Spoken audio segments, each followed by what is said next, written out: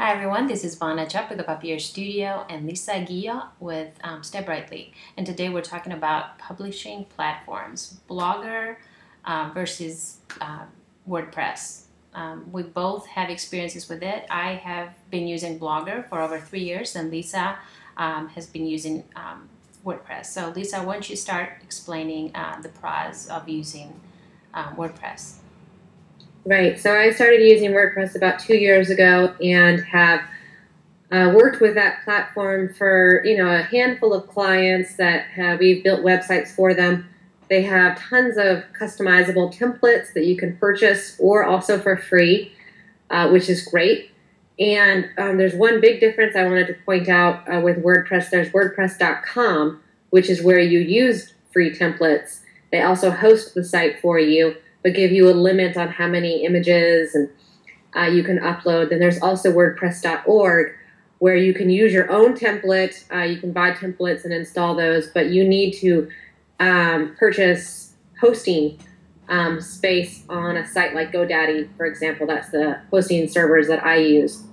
Oh, there goes my baby. Hold on. Let me take him down. Okay. Let me continue. A working mama.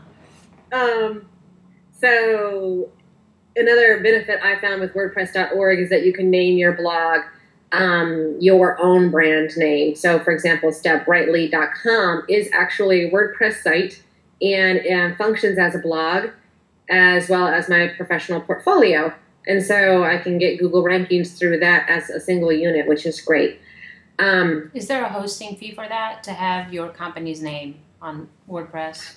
No, you need to buy that URL from like register.com Right. or GoDaddy.com sells URLs. So I did everything through GoDaddy that way. Another benefit of WordPress is that they just have tons of plugins that you can use. So you don't really need to understand or know how to do any HTML coding or development. Instead, you can just go through this list of plugins, see how they're ranked, click install, and it installs it on your blog. So, for example, we have an easy way to add contact forms where it can email you directly. You can also add things like ad space, search bar, things like that. Really makes it easy for certainly my clients to use who can follow up and do and perform their own updates on their website once the site is built and designed. So, and now you are working with Blogger. Right. And a lot of my clients are also on Blogger and are considering moving over. And I know that you've sort of tussled and juggled this idea back and forth. So why don't you tell us about that? Yeah. So I started on Blogger 3 years ago. I was first thepapierstudio.blogspot.com, and that was a free hosting. You didn't have to pay anything for that. It was a free blog. Then later on, I moved. I bought a domain, thepapierstudioblog.com. It was still through Blogger, but paying $10 a year, you kind of have your own domain. So I did that with Blogger.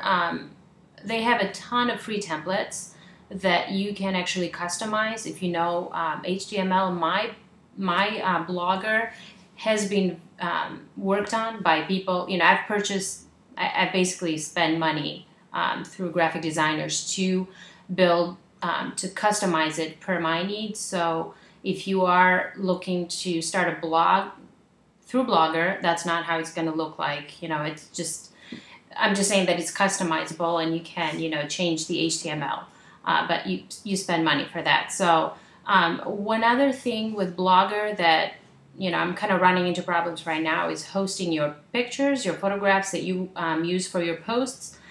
For some reason, Blogger does not want to, when you upload pictures, basically, just the size of it does not work very well with the sizing of my, the structure of my blog.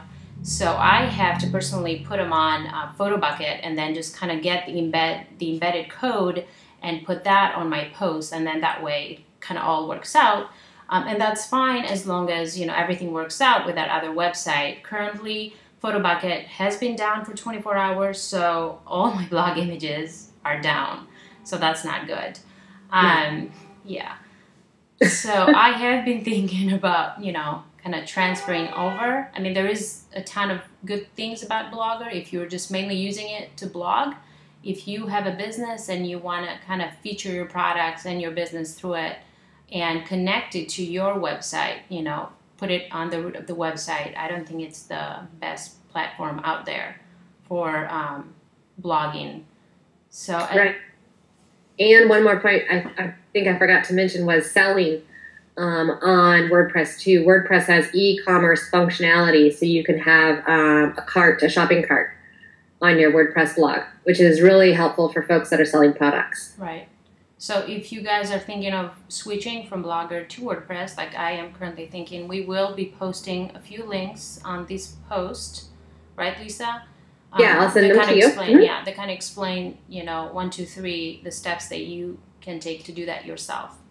So that's it. If you have any questions, do let us know, and we'll try to address them either by commenting back to you or reaching you through email or maybe on another post that we might do. So thanks so much. Thanks, Lisa. Thanks.